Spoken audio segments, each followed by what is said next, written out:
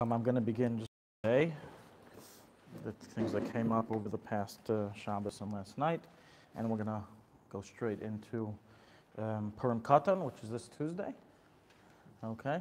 And then we're going to continue from where we left off. Remember, this the time slot of this class is, aside from going through Hilchos Shabbos, also going through holidays as they come up, and this is our next event on the calendar. So let's begin. Ma'aseh Shehaya. It once occurred this Shabbos, that a certain mikveh, they had some kind of malfunction with their thermostat, and the water was heated to above 50 degrees Celsius. It's about 120 plus Fahrenheit.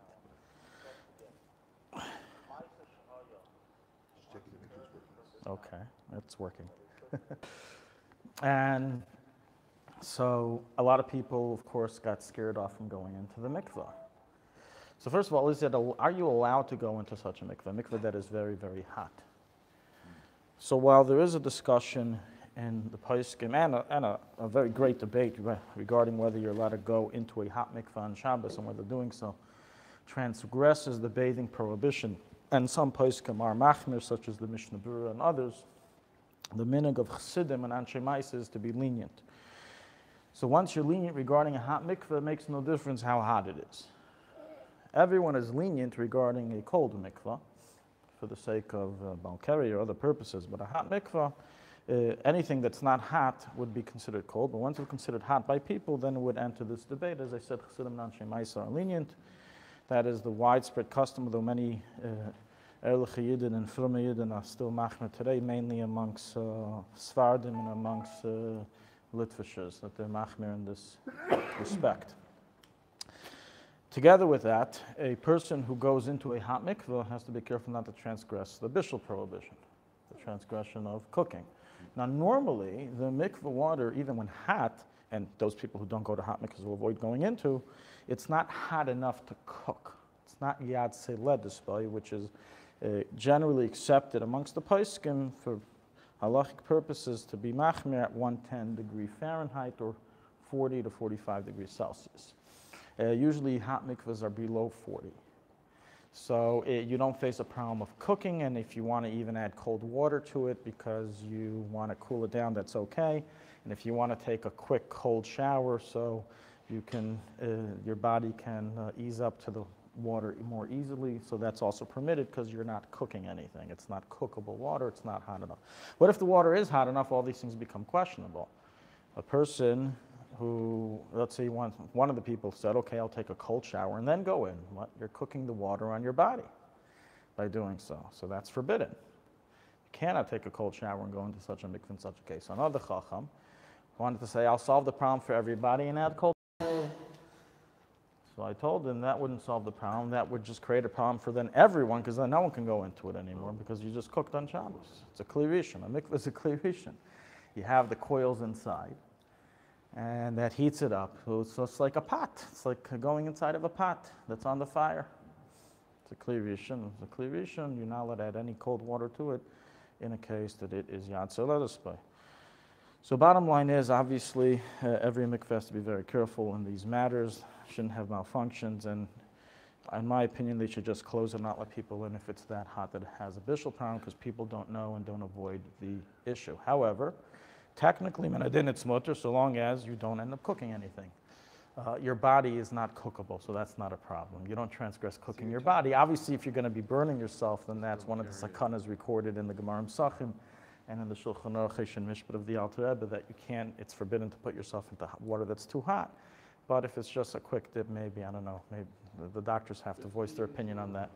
It is hot, but don't forget, Chami Tiveria, which the Chacham, including Rabbi Akiva, used to dip in, was 60 to 63 degrees Celsius. How they did it, I don't know. Maybe they had much thicker skin than us today. Wow. You talk about bishul, you talk about potential. What do you mean? The fact that it's hot enough that it could cook. Correct. So therefore, you have your body. You can't go in the shower first. You can't get your body wet first because you're cooking the water in your body, and you can't add cold water. You can't cool it off. There's no way to do it cool off. As is always the case, even those who are lenient to go into a hot mikveh on Shabbos, it is forbidden for them to remain inside. They have to dip and leave. This is an absolute prohibition, as is clear from all the Poskim, and as the Avnei Nezer explicitly writes that they are to be protested and told to leave. It is forbidden to stay in the mikveh if it's hot. Okay, you can dip and go. The second subject we're going to discuss is some customs relating to the Levi. We had a terrible tragedy happen on Shabbos. The head mashpia of the Tzfas Yeshiva and the Tzfas Kehillah here of Chabad passed away. And so I want to review a few points regarding Hilchos Levaya, or laws of the Levaya when you attend a funeral. So first of all, are you obligated to attend a funeral? Is there an obligation? You hear that there's a funeral taking place. Is it just a social custom? It's a nice thing to do. Your prerogative. Do you have to go? So we have a Gemara, and it's written in Shulchan Aruch, that a person has to attend a Levaya. There's an obligation to attend a Levaya. It's not just a nice thing to do. It's a whole discussion in the Shulchan Aruch regarding that if you're learning Torah, do you have to close your books and go attend a Levaya? And the answer is that you do. The only case that you don't is if there's already 600,000 people that are attending by someone who's considered a Talmud Chacham. If there's already 600,000 people, you don't have to close your books and attend. But there's an absolute chiyuv to attend a Levaya. However, what do? Let's say Tzfas. We're here, big cities, big city Yerushalayim. There's Levayas a few times a day. So if you happen to hear about them a few times a day, you have to go to every single Levaya. I mean, you'll never get anything done. You'll never make any money. You'll never learn any Torah. You'll never accomplish a thing. So the explanation is that the obligation is only in a case that you see the procession taking place. You see the Levaya procession. You see the funeral with your eyes. You're looking outside your window, and you see below, wow, this is a Levaya. And oh my gosh, I just now obligated myself. Down I go, and I will be joining them. That's the halacha. But if you don't see them, you just hear about it, there's no obligation. And that's why we don't hear of, people closing whatever they're doing for the sake of attending Levayas, even though they know it's taking place in the city. There's no halachic differentiation maybe between a friend, someone you know, and someone you don't know. It makes no difference.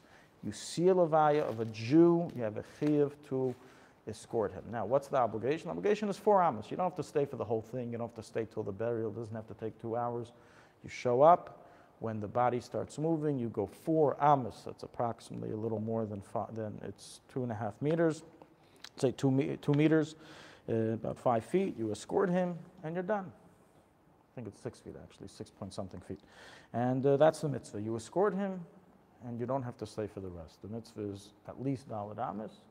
And once you do, they're done. Again, only if you see. But nonetheless, if it's someone who you know, if it's especially a person's teacher, a person's Rabbi, then already there's more of an incentive of going to the Levaya. Even if you don't see the procession, you just hear about it. It has to do with respect and paying the last respects that it says. But again, it's not an actual obligation unless you actually see it taking place. Regarding the Seder of a Levaya of what's done, so there are different customs in different communities.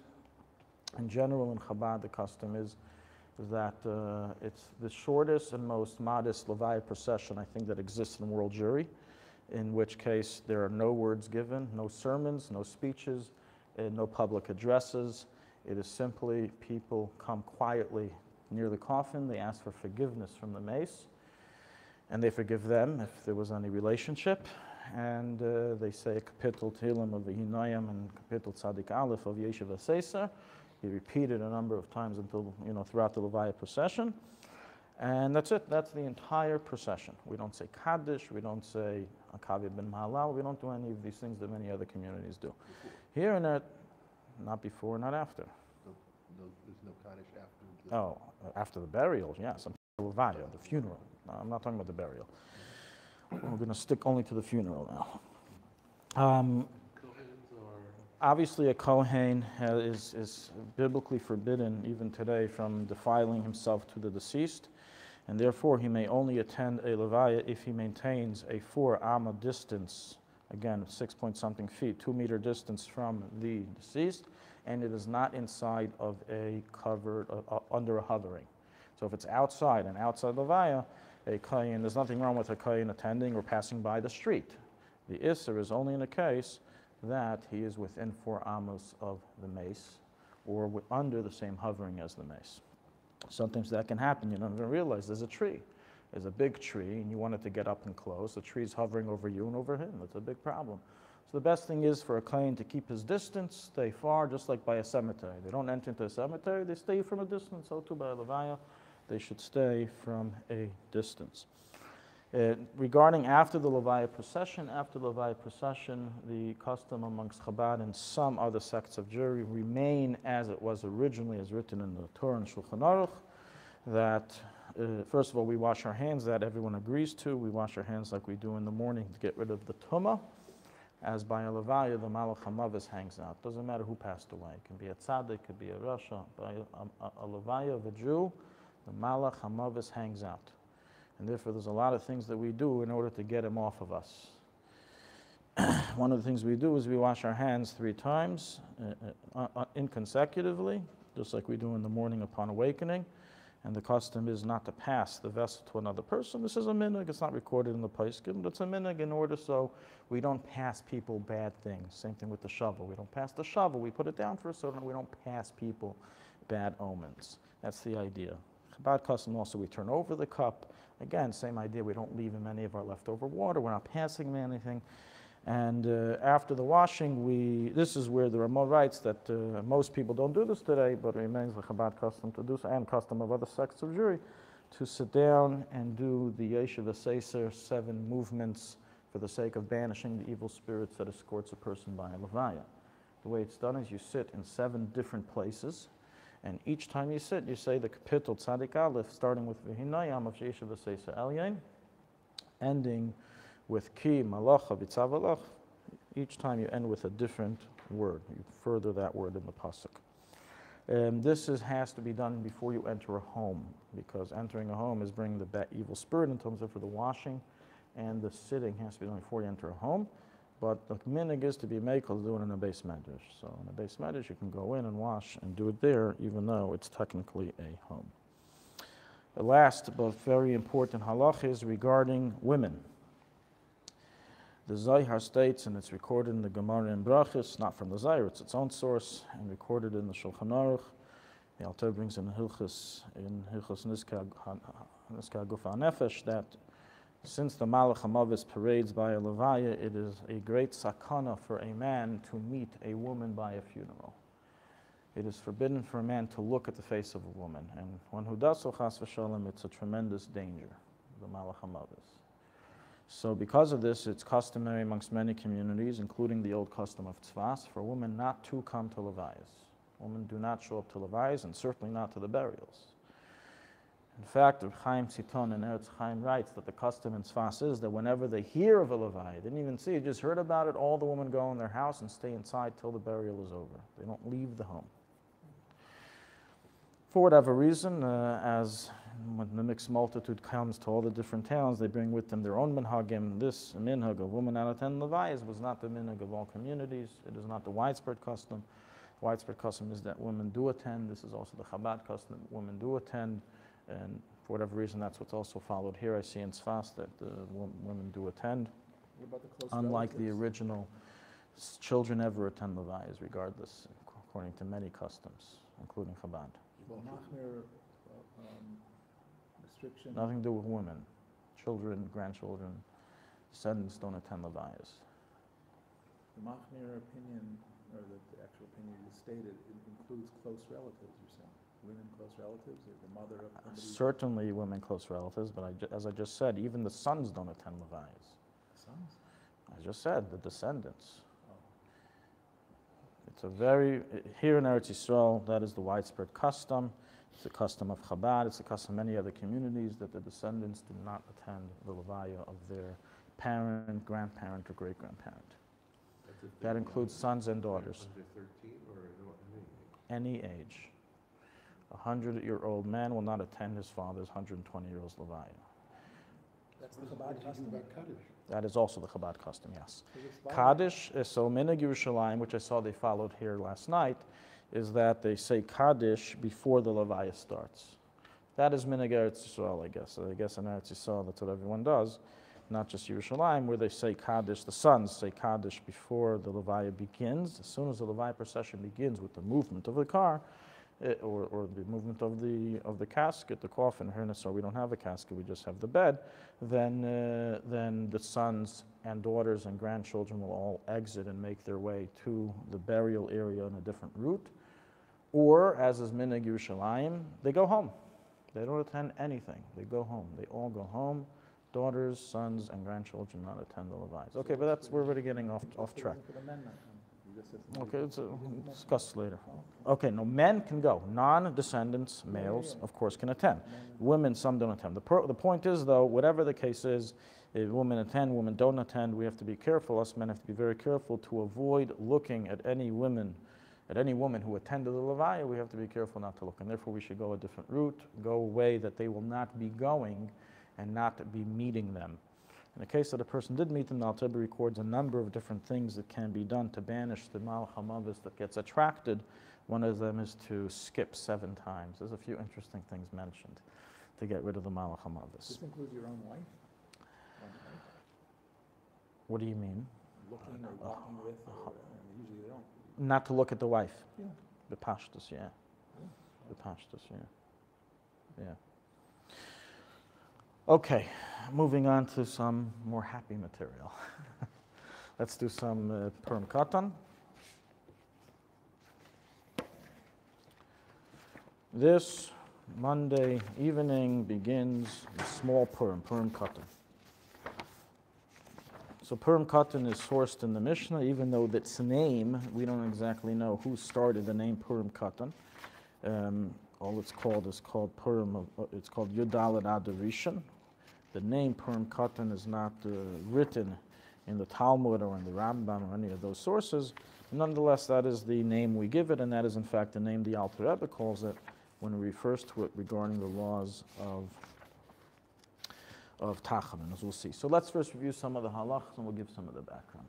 The Mishnah in Maseches Megillah Daf Vav, page 6, says that there was no difference between the first Purim and the second Purim, meaning Purim of Adorishan and Purim of Adosheni, with exception to reading Megillah and Matanes, referring to Matanes Levyayim. That's the only difference. And because of that, we have a lot of different opinions. We have some opinions who hold and understand in this Mishnah that means that you should have a great feast on Purim Katan, just like Purim Gadol. No difference. Chayavinish l'mesubei, to get drunk, to drink, right? To have a big feast, invite friends, just like a regular Purim. Give mishloach manis. Some, in fact, argue in the Mishnah and say, hey, there's no difference at all. Even Megillah you should read. There's 3 opinions in the Bais, the Gemara brings. With all these different opinions, the Ma'aseh of the halacha is like this. So we all agree Tachanun is not said, neither Monday night, Tuesday, or Tuesday night, Wednesday, for 2 days.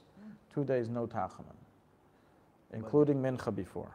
Starting Monday from Mincha, we do not say Tachanun as being Erev Purim, until Erev Purim Katan, until Wednesday night, and this applies even in Yerushalayim.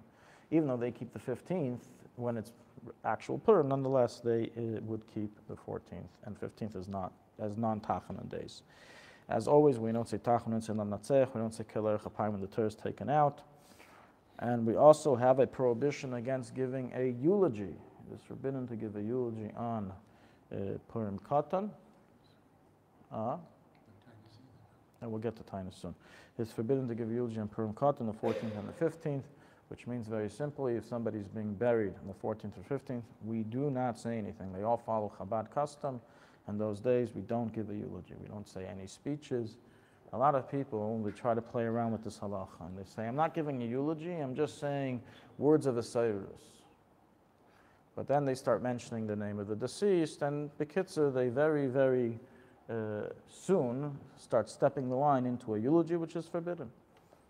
Once Rav Shlomo Zalman Auerbach was by a Levaya, and one of the relatives went over to him and said, and it was occurred on a day the Tachanun is not said, and therefore we don't say eulogy similar to Yudalad Adorishan. And he asked him, I'm not saying eulogy, but I planned on just saying a few remarks. He says, what do you mean a few remarks? What are you telling everybody? He said, I'm going to say, a little Dvar Torah, a little, the V'tayr V'sayrus about the Niftar. So then that's a eulogy. What are you doing? It's a eulogy. So bottom line is that on a day, as hard as it may be for the relatives to want to bemoan in public the passing of this individual, it is obviously not of benefit to the soul, and that should be the main focus. Not us, but the soul of the deceased. And the soul of the deceased obviously does not want, especially now when all the truth of heaven has been opened before him, to have to suffer through a eulogy in a day that it is not to be given. Regarding a fast, so it's also to fast on Yudalad Tesvav, so that means a chassan and kala who of Ashkenazi descent to fast on the day of their wedding will not be fasting on the 14th. You don't have to make it up. So usually what it's done in these cases is that they fast the day before. There is okay. Regarding chassan and kala, there is a oral statement accorded to the Rebbe that he wants, in a private directive, told someone to fast, but it's not. Again, it's not very clear. Bottom line, especially on fast days, we're not so keen to be machmir in them. Regarding everything else, it doesn't apply like Purim. That's the halacha that there is that we don't apply to Purim Katan, the laws of Purim, the actual Purim regarding the laws of Malacha. You're allowed to do Malacha and Purim Katan. You don't have to hear Megillah. You don't do Mishloach Mas. You don't do Mataras Avyanim. You don't say Alanisim. However, regarding festivities, the Ramah writes the following: that some Poskim rule, this is the opinion of the Ran, he deduces from the Mishnah that one is obligated to have a feast just like on the actual Purim itself. And then the Ramah concludes, Ve'naigen kain, the custom is not to do so. But he then concludes afterwards that nonetheless it is proper to suspect for this opinion and to increase slightly in meals. And then he concludes, this is the end of Shulchan Aruch, by the way, this is the last chapter in Shulchan Aruch, chapter 697. So the last words of the last halacha of the last chapter in Orach Chaim is V'toiv leiv mishta tamid, a verse from Mishlei stating that it is always good to be merry. It's always good to have merrymaking, a very Chassidish conclusion. So the Poskim actually say, what is the Ramah giving us, a Musar, or what is he telling us this for? He's trying to tell us a halacha, trying to tell us that even though I know this is not the custom, and even though I wrote to you that you should only increase slightly, practically it's good to increase just like a regular Purim. Yeah, that's what the Taz writes, the Mishnah Berurah brings, that a person should hold a festivity this Tuesday. It should be by daytime, just like Purim itself, not by nighttime. So preferably should be done during the day, just like he would do by actual Purim. Okay, we don't have to overdo it, but nonetheless, it should be something, it should be marked with a special Seudah, and as we said, increasing festivities. The Poskim, right, as the Taz writes, that the custom of some individuals was to make big feasts, invite guests, include singing and praising to God. Maybe we'll do a public one in Tzemach Tzedek. What do you say? No? Not for you? I'd be happy to do it. Dancing and... But I'm not in charge of that, and that's another part of the question. Okay, but at least everyone in their own home. This is a kind of an obligation, not an obligation, but as we said before, it is what the Pais can conclude that should be done. We're not greeting on the phone You can say Chag Sameach. There's no prohibition in saying that. That's not a problem. To emphasize the point, this is not, as we see, the minhag was not to do, so people ignored Purim Katan, and especially in nowadays, coming close to the Gula, we have to emphasize matters of Simcha even more, and therefore, this is a mitzvah to spread this idea of being happy, especially increasing, as we said, through meals on the day of Purim Katan. The Rebbe was asked on one occasion, what is the reason that the Ramah didn't straight out write, increase in festivities just like in regular Purim? He said, as Simcha is an emotion, it has to come from you, not from a command from above. So it's something that a person has to motivate himself to do. Likewise, the Poskim learn from this Ramah's conclusion that even on the 15th Tesvav, a person should increase slightly in festivities. So 14th Tuesday should have a big meal. 15th Wednesday we should have a little meal, meaning a little extra than normal, more than usual, while on the 14th it should be something very, very extraordinary.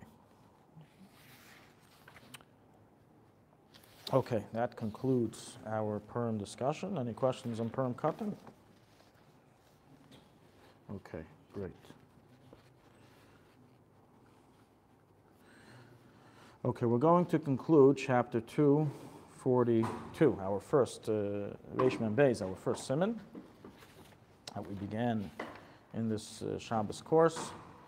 And we did last week many details of Hafrashas Challah. There's two more details that I want to cover of Hafrashas Challah before we finish the last halachis in this chapter. What is the halach if somebody forgot to separate challah? Shabbos already entered, and they realized they didn't separate challah. So first of all, there is an obligation on the husbands to ask their wives before Shabbos, did you separate trumas and meisers from the foods? Did you separate challah from the bread? So before a husband gets upset, oh my gosh, what problems you entered us into now that you forgot to separate challah, she can tell him back, well, did you remember to remind me? Because that's also your obligation. Yeah, it's an obligation on the man. Three things he has to do bein hashmashos. Reminder to light candles, reminder to separate meisers, and reminder to separate challah. So just like we forgive ourselves for forgetting, so too we should learn that trait for others as well. So, what do we do now? We forgot to separate challah. So in the diaspora, meaning all years outside of Eretz Yisrael, it is quite an easy solution. Eat your challah like usual, just leave some of the challah left over till after Shabbos, and after Shabbos you will separate from whatever leftover piece. As b'derabbanan yesh b'rer, we say that even though you can't separate challah on Shabbos, it's an issur derabbanan of tikkun, of fixing, nonetheless. And by the way, even on Yontif you can't if it was baked before Yontif, so that's why matzahs have to have their challah separated before, and this is where this question really becomes more pertinent. Nonetheless, we say yesh b'rer, which means that you are allowed to first eat it, and then separate after. And it's as if retroactively considers what you ate to be fixed. So that's a special leniency for outside Eretz Yisrael, because even in biblical times, meaning even in times that Hafrashas Challah was biblical, when all the Jewish people lived in Israel, the diaspora did not have to separate Challah. It was only rabbinical. So therefore they get leniencies that we don't get. But here in Eretz Yisrael, that originally, this is where the original biblical halacha applied, Hafrashas Challah, it is forbidden to first eat and then separate, and you must first separate and then eat.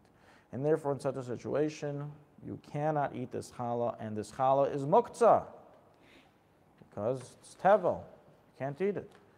There's nothing you can do about it now. You have to borrow challah from a friend, borrow from somebody else. Now, a certain guy, Rabbi David Baran, he was a very interesting Jew in Yerushalayim, lived in the 20s, 30s, 40s. And he came up with a certain circumventing road to help people avoid this problem. What he would do is that he would, Erev Shabbos, separate a piece of challah and say, I am having in mind that this piece of challah that I'm separating covers the challah of all those forgetful people. So their challahs are already separated in my Hafrashas Challah. And some Rabbanim Poskim praised him and said it's a very good takana, because technically zachin ladam shalei b'fanav. However, it's not so simple. This enters into a big machlekes. It's not so simple that it's something that's mutter, and therefore it's best not to rely on this heter.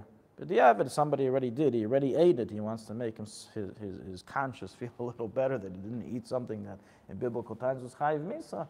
So you tell him that you have Rav David Baran, and many people do this. I'm sure there's many people say it used to be custom. The Rav of the town would do it. He would do it for everyone. He would do a fresh challah if anyone forgot, especially before Pesach. But nonetheless, it's lechatchila best not to rely on this, and therefore, if you didn't do a fresh challah in Eretz Yisrael, it is not to be done on Shabbos. And you can't do it on Shabbos, and the challah cannot be eaten.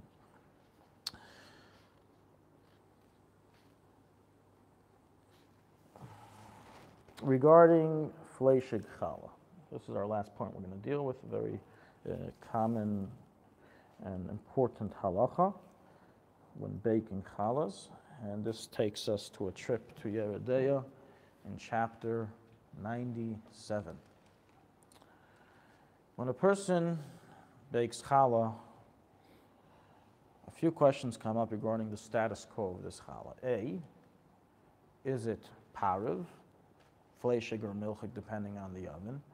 Can I eat challah with meat on Shabbos and then eat it, a different piece, of course, with dairy after Shabbos? And B, is my challah kosher? Is my bread kosher? One depends on the other, so let's begin. The sages prohibited one from making fleshik or milchik bread because fleshik and milchik bread is the staple of a meal, and people may come to forget and take a piece of meaty bread and eat it with some cheese, or a piece of dairy bread and eat it with some meat. So therefore the sages said no making dairy or meaty bread. And if someone does so, they said it's usher to eat it. Knas.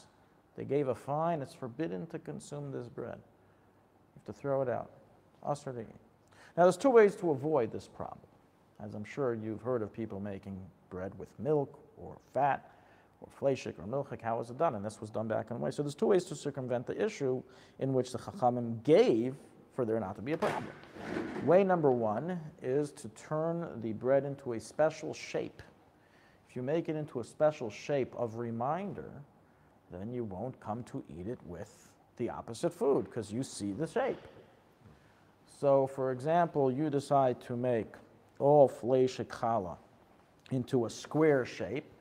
You know square challah is fleshik. And all milchik challah will be made into a round shape, so all round challahs is milk, are milk. So you know, you have a sign to tell you the difference. The Chachamim allowed that. And this is why in bakeries it is the generic custom for bakeries to make triangle milchik barakas, while the fleshik ones will be of a different shape, it'll be square. And that is for the purpose of everyone knowing the difference, to know what you can and cannot eat it with. Another way out of it is simply make only enough for one day. The sages did not suspect people would have such Alzheimer's that they would forget what to do in one day with their challahs, what status their challah was. So if it's 1 day's worth of challah, then it's okay. So bottom line is like this. If a person places, they like placing chicken gravy in their, or meat gravy in their challah, it tastes delicious. That's their secret recipe, they don't tell anybody. So if they take their challah into a special shape that will tell them and let people know what it is, then it's not a problem.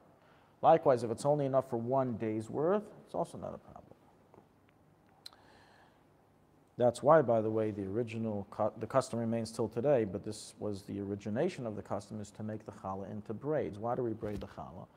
So you have a lot of different reasons brought down. You know, people come up with different remuzim, hints and reasons, but they miss the main initiation of this custom, which was simply a way to remind the family that this is a fleshik challah, as back then they would put fat into the dough.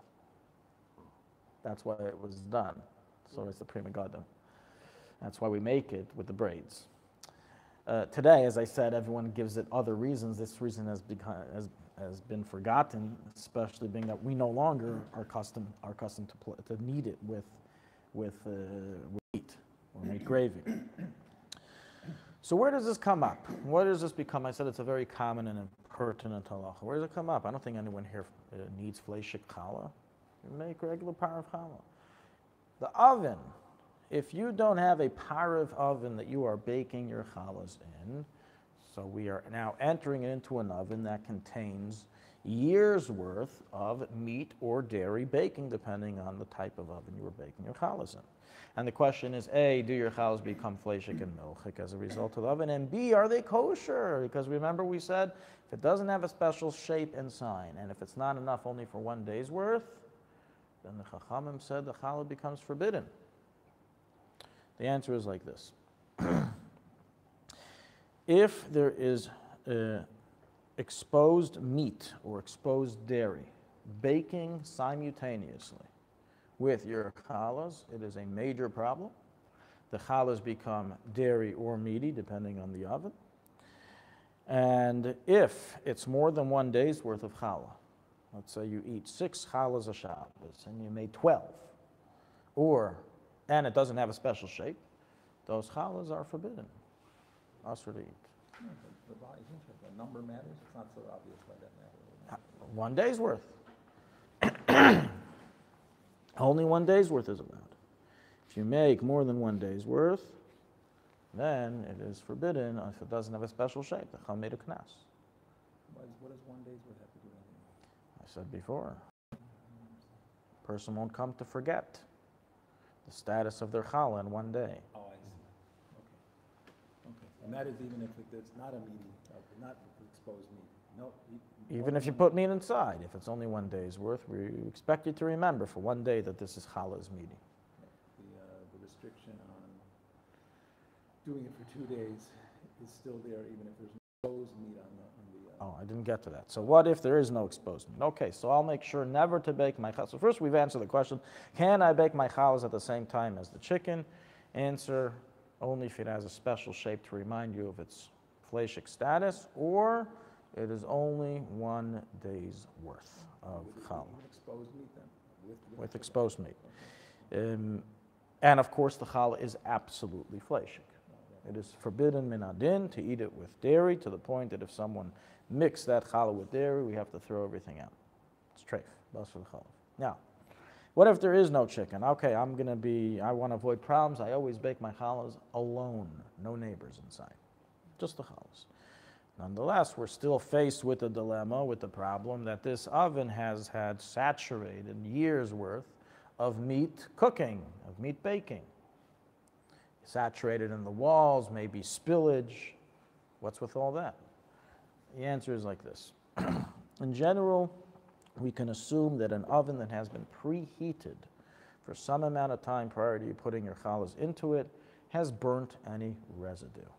If you see that is not the case, then okay, follow what you see, and there's no difference whether you're baking a beautiful raw chicken in the oven or you have leftover gravy from yesterday's dinner inside your oven that's boiling up now with your challahs. There's no difference.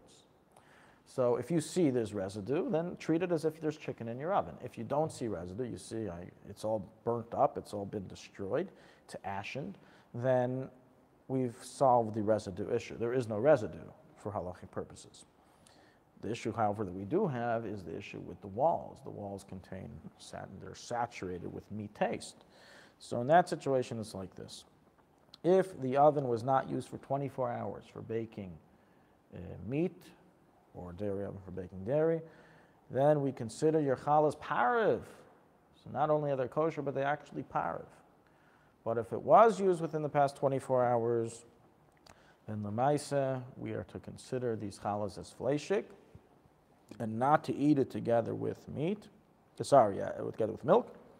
However, it remains kosher, as this enters into a machlekes between the Sfardim, Ashkenazim, and Chabad Rabbonim. The Sfardim in this case would say, even so, it still remains parav.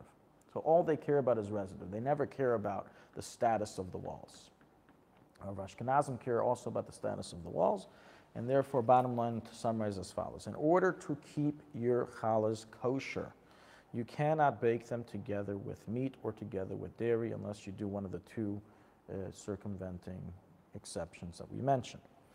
In order to keep your challahs parav, your oven must be clean of residue and also have been not used for 24 hours for baking hot meat or hot dairy.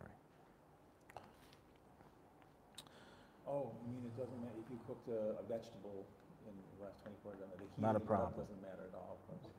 Only meat. Yeah. Just like an Eino Ben Yomo pot. Exactly. Beautiful. Right. Yeah, that's exactly the case. One more example. Someone heated up his challahs on Shabbos on top of the cholent. No problem, it's mutter. I put it on top of the cholent pot to get nice and crispy, to heat up. And now he wanted to eat it together with cheese. Is he allowed to? So if the cholent pot cover was dirty with cholent somehow, then obviously it's no good. But if it was clean, is it allowed? Answer is, when there's no liquid in between the food and the vessel, then we say that the taste within the vessel cannot be transported more than an etzba worth, 2 centimeters. But 2 centimeters worth it does. So if the person slices off the bottom 2 centimeters, then they can eat the rest with milk. But if they don't, it is a problem. I mean, the top, like if you have one of those glass type, very heavy plastic or glass type tops, you can't put the bread, that does transmit 2 centimeters worth of Correct. flavors in the thing. So therefore the best, it does, yes. So therefore the best thing is never to place it on something fleshik. If you ever plan, or someone in the house may plan, don't forget, we have to, in a home, in a family, we have to remember there's other people here, and they may be doing things that we wouldn't do. Like they want to eat this challah with cheese tonight. So the best thing is avoid problems of kashrus. Put it on your urn, put it on something parv to warm up. Don't put it on something fleshik. If the challah is going to be consumed within that meal, so no problem. You should have fleshik challah, it's a big deal. But if there's going to be leftovers, then it's a problem because people come to you with the opposite food. I was once having a discussion about this with a Rav, an elderly Rav of a community. And someone mentioned that he does this, and he asked a side question regarding the bread. I don't remember exactly the question was, but it was a side question that enters into discussion. I said, what do you mean? The question doesn't even begin. You're not allowed to eat it with milk because you put it on top of your children. You can't even eat it with milk. So the Rav said that I've never heard of such a thing. Why do you say that? I'll show him the source inside. It's in the Shach, in Yeridea, chapter 105. And he said he was shocked. He said he never saw this before, and he said that he's seen many families do this. These people don't know.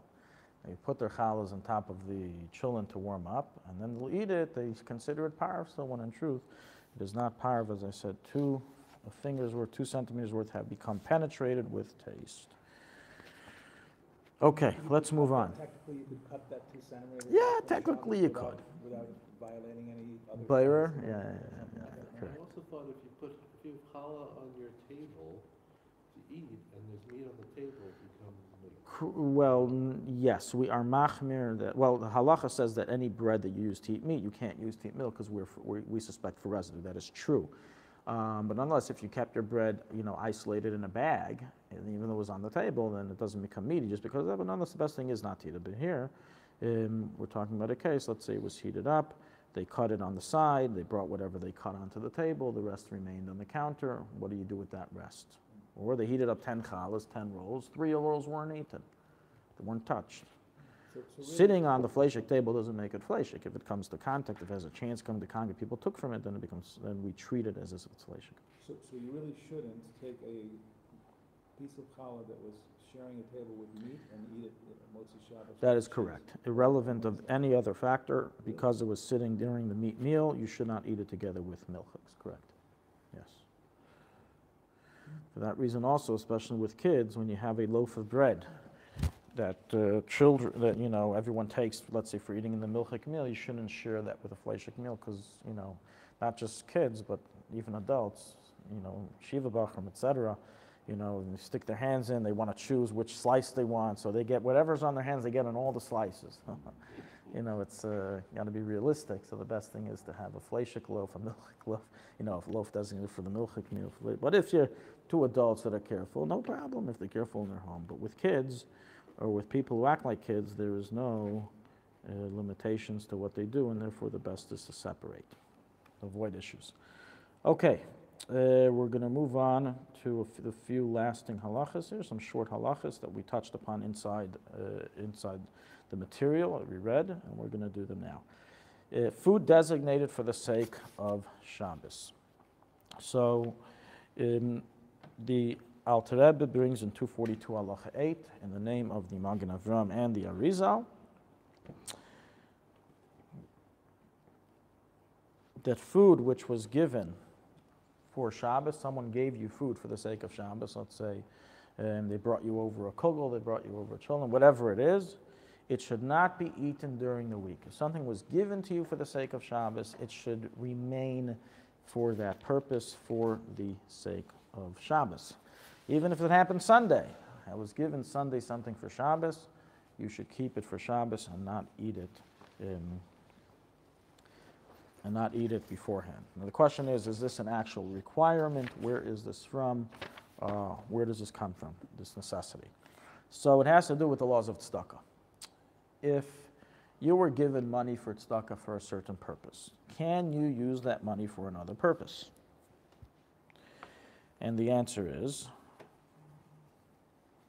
technically, yes. If you were given stuff, someone gave you, I'm giving you $1,000 to help pay for your rent. And you call up the Rav, am I allowed to use the money for not just paying for rent? I want to use it for buying butter. I want to use it for paying electricity. The answer is yes. If he said, I'm giving you this money on condition use it to pay for rent and nothing but rent, that's something else. But someone who simply said, I'm giving you the money for the sake of rent, I'm giving you the money for the sake of this, you nonetheless have the halachic ability, as writes the Ramah in Hilchos Tzedakah, to use it for whatever you want. Based on this, the Alte Rebbe says, this halacha, that if someone gives you a food, the Chabad Shabbos, you have to save it for Shabbos, is a chumrah. It's an act of piety, midas chassidus. But from the letter of the law, there is no prohibition.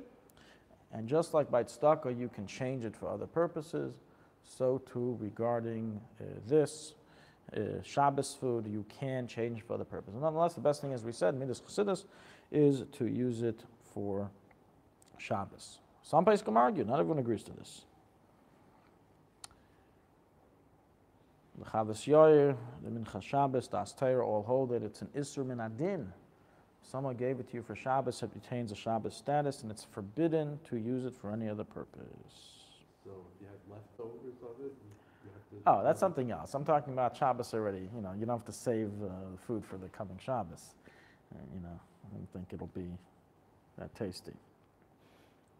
You can taste it. You can taste the food Erev Shabbos. There's no issue of tasting, but the point is not to eat it, not to finish it, you know, beforehand. This has to do with someone giving you food. But if you made food for the sake of Shabbos, and then you decided, you know, I changed my mind, I want to eat this during the week, there's no problem. This is what Shammai used, this is what Hillel used to do, right?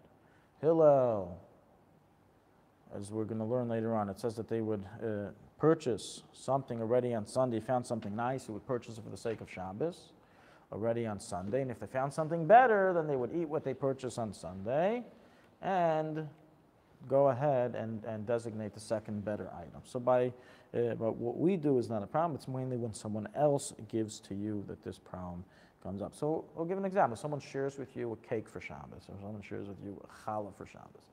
You should save it for Shabbos. According to some, you must. According to Alte Rebbe, you should. It's an act of piety. Don't finish it during the week. So I was asked this Shabbos by my kids, they asked me the following question. They received treats for saying Tehillim on Shabbos. So must they eat the candy now on Shabbos, even though the parents don't want them to? Or can they save it for during the week? That's how the kids trick you into their questions.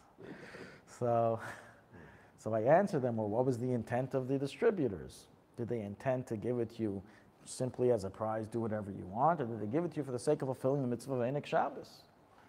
So it could be a little bit of both. So, so according to that, it's best to eat on Shabbos. So I told them, well, I guess we'll have to wait until next Shabbos for you to eat it.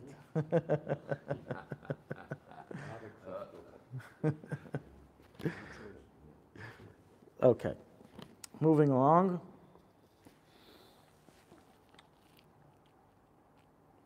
We discussed regarding the Pashtida, which was we said the Ramah concluded the last words of the Siman that it was customary to is mulyasa, which is the Pashtida, the meat bureka, and that was Zecher Laman.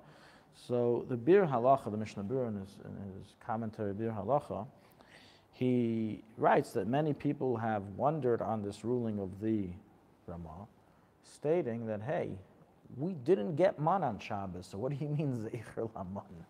Why should we eat something in commemoration of the man on Shabbos when we didn't get the man on that day?